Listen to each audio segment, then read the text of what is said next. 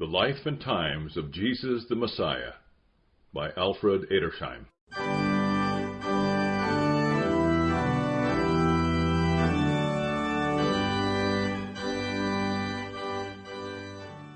Chapter 7, The Purification of the Virgin and the Presentation in the Temple.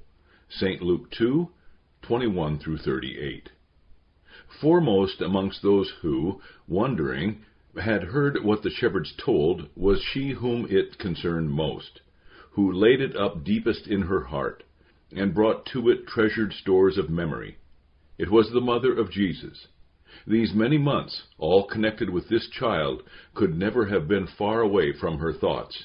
And now that he was hers, yet not hers, belonged, yet did not seem to belong to her, he would be the more dear to her mother heart for what made him so near, and yet parted him so far from her. And upon all his history seemed to lie such wondrous light that she could only see the path behind, so far as she had trodden it, while upon that on which she was to move was such dazzling brightness that she could scarce look upon the present and dared not gaze towards the future. At the very outset of this history, and increasingly in its course, the question meets us how, if the angelic message to the Virgin was a reality, and her motherhood so supernatural, she could have been apparently so ignorant of what was to come, nay, so often have even misunderstood it. Strange that she should have pondered in her heart the shepherd's account. Stranger that afterwards she should have wondered at his lingering in the temple among Israel's teachers. Strangest that at the very first of his miracles, a mother's fond pride should have so harshly broken in upon the divine melody of his work, by striking a keynote so different from that to which his life had been set, or that afterwards, in the height of his activity, loving fears, if not doubts, should have prompted her to interrupt what evidently she had not as yet comprehended in the fullness of its meaning. Might we not rather have expected that the Virgin Mother, from the inception of this child's life, would have understood that he truly was the Son of God? The question, like so many others, requires only to be clearly stated, to find its emphatic answer. For, had it been so, his history, his human life, of every step is of such importance to mankind, would not have been possible, apart from all thoughts of the deeper necessity, both as regarded his mission and all the salvation of the world, of a true human development of gradual consciousness and personal life. Christ could not, in any true sense, have been subject to his parents, if they had fully understood that he was divine. Nor could he, in that case, have been watched as he grew in wisdom and in favor with God and men. Such knowledge would have broken the bond of his humanity to ours, by severing that which bound him as a child to his mother. We could not have become his brethren, had he not been truly the Virgin's Son. The mystery of the incarnation would have been needless and fruitless, had his humanity not been subject to all its right and ordinary conditions. And, applying the same principle more widely, we can thus, in some measure, understand why the mystery of his divinity had to be kept while he was on earth. Had it been otherwise, the thought of his divinity would have proved so all-absorbing as to render impossible that of his humanity with all its lessons. The Son of God Most High, whom they worshipped, could never have been the loving man with whom they could hold such close converse. The bond which bound the Master to his disciples, the Son of Man to humanity, would have been dissolved. His teaching as a man, the incarnation, and the tabernacling among men, in place of the former Old Testament revelation from heaven, would have become wholly impossible. In short, one, and that the distinctive New Testament element in our salvation, would have been taken away. At the beginning of his life, he would have anticipated the lessons of its end, nay, not those of his death only, but of his resurrection and ascension, and of the coming of the Holy Ghost. In all this, we have only been taking the subjective, not the objective, view of the question, considered the earthward, not the heavenward aspect of his life. The latter, though very real, lies beyond our present horizon. Not so the question as to the development of the Virgin Mother's spiritual knowledge. Assuming her to have occupied, in the fullest sense, the standpoint of Jewish messianic expectancy, and remembering also that she was so highly favored of God, still there was not as yet anything, nor could there be for many years, to lead her beyond what might be called the utmost height of Jewish belief. On the contrary, there was much connected with his true humanity to keep her back, for narrow as, to our retrospective thinking, the boundary line seems between Jewish belief and that in the hypostatic union of the two natures, the passage from the one to the other represented such tremendous mental revolution as to imply direct divine teaching. An illustrative instance will prove this better than argument. We read in a commentary on the opening of the words of Genesis 15:18 that when God made the covenant with Abram, he revealed to him both this olam, dispensation, and the olam to come, which latter expression is correctly explained as referring to the days of the Messiah. Jewish tradition, therefore, here asserts exactly what Jesus stated in these words, "Your father Abraham rejoiced to see my day, and he saw it and was glad." Yet we know what storm of indignation the enunciation of it called forth among the Jews. Thus it was that every event connected with the messianic manifestation of Jesus would come to the Virgin Mother as a fresh discovery and a new surprise. Each event, as it took place, stood isolated in her mind, not as part of a whole which she would anticipate, nor as only one link in a chain, but as something quite by itself. She knew the beginning, and she knew the end, but she knew not the path which led from the one to the other, and each step in it was a new revelation. Hence it was that she so carefully treasured in her heart every new fact, piecing each to the other, till she could read from the great mystery that he, whom incarnate she had borne, was indeed the Son of the living God. And as it was natural, so it was well that it should be so, for thus only could she truly become self-unconsciously, as a Jewish woman and mother, fulfill all the requirements of the law, alike as regarded herself and her child. The first of these was circumcision, representing voluntary subjection to the conditions of the law and acceptance of the obligations, but also of the privileges of the covenant between God and Abraham and his seed. Any attempt to show the deep significance of such a rite in the case of Jesus could only weaken the impression which the fact itself conveys. The ceremony took place, as in all ordinary circumstances, on the 8th day, when the child received the angel-given name Yeshua, Jesus. Two other legal ordinances still remained to be observed. The firstborn son of every household was, according to the law, to be redeemed of the priest at the price of 5 shekels of the sanctuary. Rabbinic casuistry here added many needless and even repulsive details. The following, however, are of practical interest. The earliest period of presentation was 31 days after birth, so as to make the legal month quite complete. The child must have been the firstborn of his mother, according to some writers, of his father also.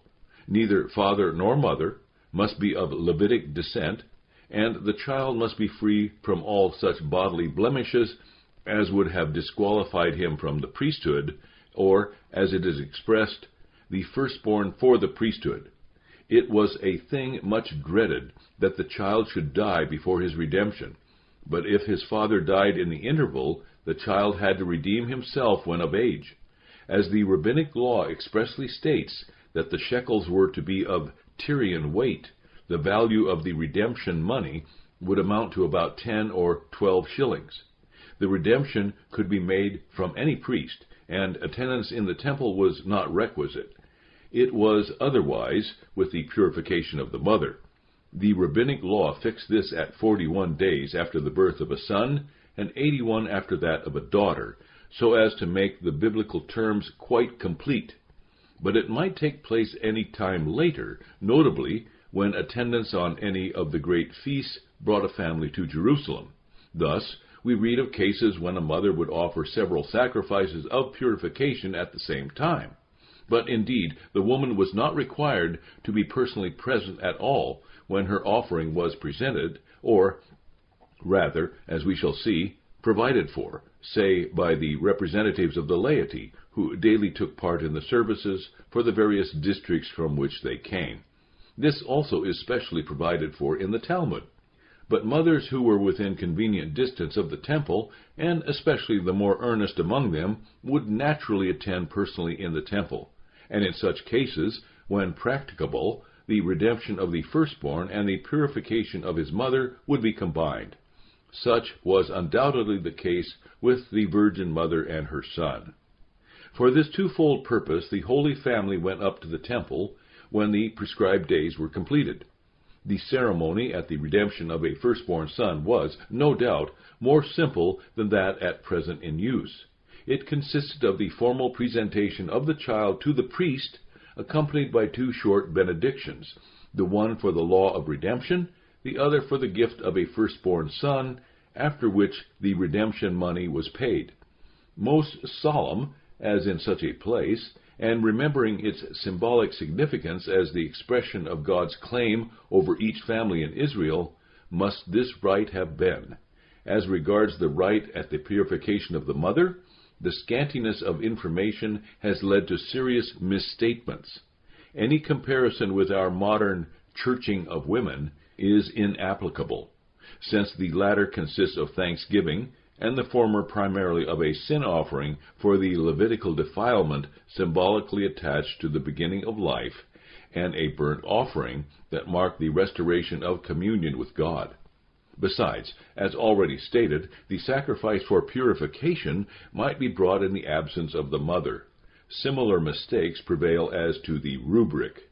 It is not the case, as generally stated, that the woman was sprinkled with blood and then pronounced clean by the priest, or that prayers were offered on the occasion. The service simply consisted of the statutory sacrifice. This was what, in ecclesiastical language, was termed an offering ascending and descending, according to the means of the offerer. The sin offering was, in all cases, a turtle-dove or a young pigeon. But, while the more wealthy brought a lamb for a burnt offering, the poor might substitute for it a turtle-dove or a young pigeon. The rubric directed that the neck of the sin offering was to be broken, but the head not wholly severed, that some of the blood should be sprinkled at the southwestern angle of the altar below the red line, which ran round the middle of the altar, and that the rest should be poured out at the base of the altar. The whole of the flesh belonged to the priests and had to be eaten within the enclosure of the sanctuary. The rubric for the burnt offering of a turtle-dove or a young pigeon was somewhat more intricate. The substitution of the latter for a young lamb was expressly designated the poor's offering. And rightly so, since while a lamb would probably cost about 3 shillings, the average value of a pair of turtle-doves for both the sin and burnt offering would be about 8 pence, and on one occasion fell so low as 2 pence. The temple price of the meat and drink offerings was fixed once a month, and special officials instructed the intending offerers and provided them with what was needed. There was also a special superintendent of turtle-doves and pigeons required for certain purifications, and the holder of that office is mentioned with praise in the Mishnah. Much, indeed, depended upon his uprightness, for, at any rate as regarded those who brought the poor's offering, the purchasers of pigeons or turtle-doves would, as a rule, have to deal with him. In the court of the women there were 13 trumpet-shaped chests for pecuniary contributions, called trumpets. Into the third of these, they who brought the poor's offering, like the Virgin Mother, were to drop the price of the sacrifices which were needed for their purification. As we infer, the superintending priest must have been stationed here, alike to inform the offerer of the price of the turtle-doves, and to see that all was in order. For the offerer of the poor's offering would not require to deal directly with the sacrificing priest. At a certain time in the day, this third chest was opened, and half of its contents applied to burnt, the other half to sin offerings. Thus sacrifices were provided for a corresponding number of those who were to be purified, without either shaming the poor, needlessly disclosing the character of impurity, or causing unnecessary bustle and work. Though this mode of procedure could, of course, not be obligatory, it would, no doubt, be that generally followed. We can now, in imagination, follow the Virgin Mother in the temple. Her child had been given up to the Lord and received back from him. She had entered the court of the women, and probably by the gate of the women, on the north side, and deposited the price of her sacrifices in trumpet number 3, which was close to the raised dais or gallery where the women worshipped, apart from the men. And now the sound of the organ, which announced throughout the vast temple buildings that the incense was about to be kindled on the golden altar, summoned those who were to be purified. The chief of the ministrant lay representatives of Israel on duty, the so-called station men, ranged those who presented themselves before the Lord as offers of special sacrifices within the wickets on either side of the great Nicanor gate, at the top of the 15 steps which led up from the court of the women to that of Israel. It was as if they were to be brought nearest to the sanctuary, as if theirs were to be specially the prayers that rose in the cloud of incense from the golden altar, as if for them specially the sacrifices were laid on the altar of burnt offering, as if theirs was a larger share of the benediction which, spoken by the lips of the priests, seemed like Jehovah's answer to the prayers of the people, theirs especially the expression of joy symbolized in the drink offering, and the hymn of praise, whose tris hagion filled the temple. From where they stood they could see it all, share in it, rejoice in it, and now the general service was over, and only those remained who brought special sacrifices, or who lingered near them that had such, or whose loved abode was ever in the temple. The purification service, with such unspoken prayer and praise as would be the outcome of a grateful heart, was soon ended, and they who had shared in it were Levitically clean. Now all stain was removed, and, as the law put it, they might again partake of sacred offerings. And in such sacred offering, better than any of which priest's family had ever partaken, was the Virgin Mother immediately to share. It has been observed that by the side of every humiliation connected with the humanity of the Messiah, the glory of his divinity was also made to shine forth. The coincidences are manifestly undesigned on part of the evangelic writers, and hence all the more striking. Thus, if he was born of the humble maiden of Nazareth, an angel announced his birth. If the infant Savior was cradled in a manger, the shining host of heaven hymned his advent. And so afterwards, if he hungered and was tempted in the wilderness, angels ministered to him, even as an angel strengthened him in the agony of the garden. If he submitted to baptism, the voice and vision from heaven attested his sonship. If enemies threatened, he could miraculously pass through them. If the Jews assailed, there was the voice of God to glorify him. If he was nailed to the cross, the sun craped his brightness and earth quaked. If he was laid in the tomb, angels kept its watches and heralded his rising. And so, when the mother of Jesus, in her humbleness, could only bring the poor's offering, the witness to the greatness of him whom she had borne was not wanting. A Eucharistic offering, so to speak, was brought, the record of which is the more precious that rabbinic writings make no allusion to the existence of the party whose representatives we here meet. Yet they were the true outcome of the spirit of the Old Testament, and, as such, at this time, the special recipients of the spirit of the Old Testament. The parents of Jesus had brought him into the temple for presentation and redemption, when they were met by one whose venerable figure must have been well known in the city and the sanctuary. Simeon combined the three characteristics of Old Testament piety: justice as regarded his relation and bearing to God and man, fear of God, in opposition to the boastful self-righteousness of Phariseeism, and above all, longing expectancy of the near fulfillment of the great promises, and that in their spiritual import as the consolation of Israel. The Holy Spirit was upon him, and by that same Spirit the gracious divine answer to his heart's longing had been communicated him.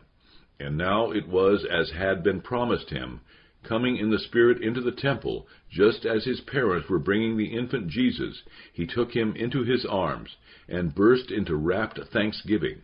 Now, indeed, had God fulfilled his word. He was not to see death till he had seen the Lord's Christ. Now did the Lord dismiss him in peace, release him in blessed comfort from work and watch, since he had actually seen that salvation. So long preparing for a waiting, weary world, a glorious light, whose rising would light up heathen darkness and be the outshining glory around Israel's mission. With this infant in his arms, it was as if he stood on the mountain height of prophetic vision and watched the golden beams of sunrise far away over the isles of the Gentiles, and then gathering their full glow over his own beloved land and people. There was nothing Judaic, quite the contrary, only what was of the Old Testament in what he first said.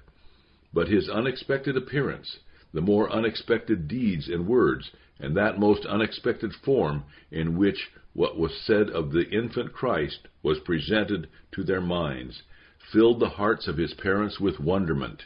And it was as if their silent wonderment had been an unspoken question, to which the answer now came in words of blessing from the aged watcher. Mystic they seemed, yet prophetic. But now it was the personal, or rather Judaic, aspect which, in broken utterances, was set before the Virgin Mother, as if the whole history of the Christ upon earth was passing in rapid vision before Simeon. That infant, now again in the Virgin Mother's arms, it was to be a stone of decision, a foundation and cornerstone, for fall or for uprising, a sign spoken against. The sword of deep personal sorrow would pierce the mother's heart, and so to the terrible end, when the veil of externalism, which had so long covered the hearts of Israel's leaders, would be rent, and the deep evil of their thoughts laid bare. Such, as regarded Israel, was the history of Jesus, from his baptism to the cross, and such is still the history of Jesus as ever present to the heart of the believing, loving church. Nor was Simeon's the only hymn of praise that day. A special interest attaches to her who, coming that very moment, responded in praise to God for the pledge she saw of the near redemption. A kind of mystery seems to invest this Anna, a widow whose early desolateness had been followed by a long life of solitary mourning, one of those in whose house the tribal genealogy had been preserved. We infer from this, and from the fact that it was that of a tribe which had not returned to Palestine, that hers was a family of some distinction. Curiously enough, the tribe of Asher alone is celebrated in tradition for the beauty of its women, and their fitness to be wedded to high priest or king. But Anna had better claim to distinction than family descent, or long faithful memory of brief home joys. These many years she had spent in the sanctuary, and spent in fasting and prayer, yet not of that self-righteous, self-satisfied kind which was of the essence of popular religion, nor as to the Pharisees around was it the synagogue which was her constant and loved resort, but the temple, with its symbolic and unspoken worship, which rabbinic self-assertion and rationalism were rapidly superseding, and for whose services, indeed, rabbinism could find no real basis. Nor yet were fasting and prayer to her the all-in-all of religion. Sufficient in themselves, sufficient also before God, deepest in her soul was longing, waiting for the redemption promised, and now surely nigh. To her widowed heart the great hope of Israel appeared not so much as to Simeon in the light of consolation, as rather in that of redemption. The seemingly hopeless exile of her own tribe, the political state of Judea, the condition, social, moral, and religious, of her own Jerusalem, all kindled in her, as in those who were like-minded, deep, earnest longing for the time of promised redemption. No place so suited to such an one as the temple, with its services, the only thing free, pure, undefiled, and pointing forward and upward, no occupation so befitting as fasting and prayer. And, blessed be God, there were others, perhaps many such in Jerusalem. Though rabbinic tradition ignored them, they were the salt which preserved the mass from festering corruption. To her, as the representative, the example, friend, and adviser of such, was it granted as prophetess to recognize him whose advent had been the burden of Simeon's praise. And, day by day, to those who looked for redemption in Jerusalem, would she speak of him whom her eyes had seen, though it must be in whispers and with bated breath, for they were in the city of Herod and the stronghold of Phariseeism.